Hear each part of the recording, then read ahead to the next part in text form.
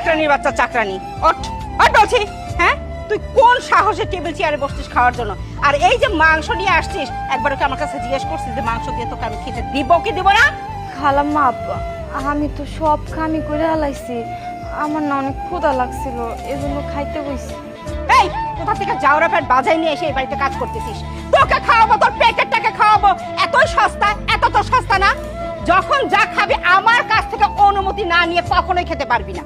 খালাম্মা, আপনাকে সবারই তো খাওয়া শেষ হয়ে গেছে, পাতিলের মধ্যে মাত্র 2 টুকরা মাংস পাইছিলাম, এই জন্য নিয়ে খাইছি, ভুলে গেছে। খালাম্মা মাফ করে দেন, আর কোনোদিনও খামো না।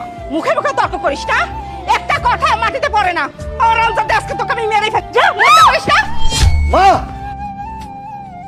তুমি কি মানুষ? সে একটা গর্ভবতী নারী, তুমিও তো একটা নারী। তুমি একজন নারী হয়ে আরেকটা গর্ভবতী নারীকে এইভাবে ধাক্কা মারতে পারলে? আজকে যদি তার গর্ভের সন্তানের কোনো ক্ষতি হতো, তুমি জবাব দিতে কি করে? রমেল, একটা কাজের মেয়ের জন্য তুই আমার সাথে এরকম ব্যবহার করছিস, আমার দিকে চোখ রাঙিয়ে কথা বলছিস, এত দরদ কিভাবে উঠলে ওঠে? হ্যাঁ, আমি চোখ রাঙিয়ে কথা বলছি। মা, তুমি যাকে এই বাড়ির কাজের মেয়ে ভাবছো না, সে কাজের মেয়ে না, সে আমার বিবাহিত স্ত্রী। আমি তাকে বিয়ে করেছি, তোমাকে বলিনি, তার কারণ তোমরা শক্করের আগেও আমার একবার বিয়ে দিয়েছিলে। সেই মেয়েটার সাথে তোমরা দিন রাত 24 ঘন্টা অমানসিক অত্যাচার করেছো। তোমার অত্যাচারে সেই মেয়েটা বাধ্য হয়েছে আত্মহত্যা করে মরে যেতে। তারপরে এই মেয়েটাকে আমি ভালোবেসে বিয়ে করে আমার সংসারে এনেছি।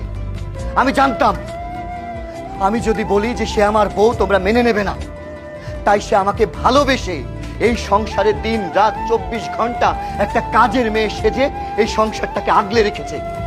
তুমি কি বললে? তাকে তুমি খোটা দিলে যে তুমি মাস গেলে তাকে বেতন দাও। হ্যাঁ, বেতন তো তুমি ঠিকই দাও, কিন্তু ওই বেতনের টাকা দিয়ে কি করে জানো? সে লুকিয়ে লুকিয়ে সেই টাকা আমার হাতে দিয়ে বলে, মায়ের শাড়িটা পুরাতন হয়ে গিয়েছে, মায়ের জন্য একটা শাড়ি কিনে নিয়ে এসো। আজকে যে শাড়ি পরে তুমি এখানে দাঁড়িয়ে তার গলা ধাক্কা দিচ্ছ না, সেই শাড়িটাও এই মেয়েটার কিনে দেওয়া টাকাই। মা, আমি তোমায় বলতে চেয়েছি, এই মেয়েটাও প্রত্যেক দিন তোমাকে খালাম্মা না মা বলে ডাকতে চেয়েছে, কিন্তু বলতে পারেনি। সে ভেবেছিল তুমি একদিন তার ভালোবাসা পাবে, তারপরে তোমাকে সবকিছু খুলে বলবে। আর তুমি কি বললে? তার পেটে যে সন্তান সেটা নাজায়েজ, সেটা জারজ। না মা, না, সেটা আমার সন্তান, আমার অরুষজাত সন্তান, এই বাড়ির প্রদীপ। তুমি যেহেতু এই বাড়িতে আলোই চাও না, চাও অন্ধকার, একার রাজত্ব, তো ভালো কথা, থাকো তুমি তোমার সংসার নিয়ে, একা একা আনন্দে থাকো।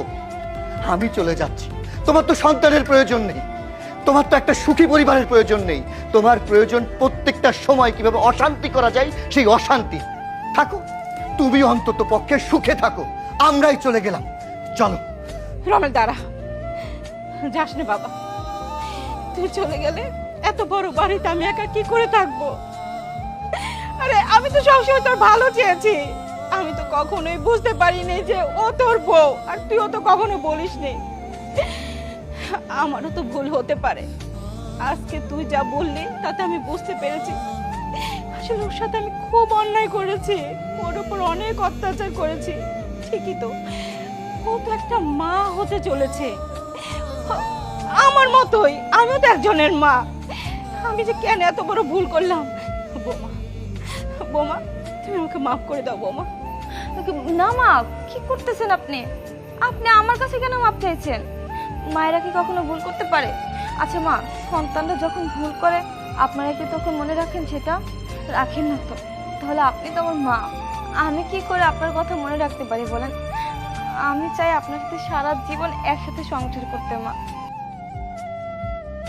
আসো, আমি তোমাকে আজকে নিজের হাতে খাওয়াবো, বসো।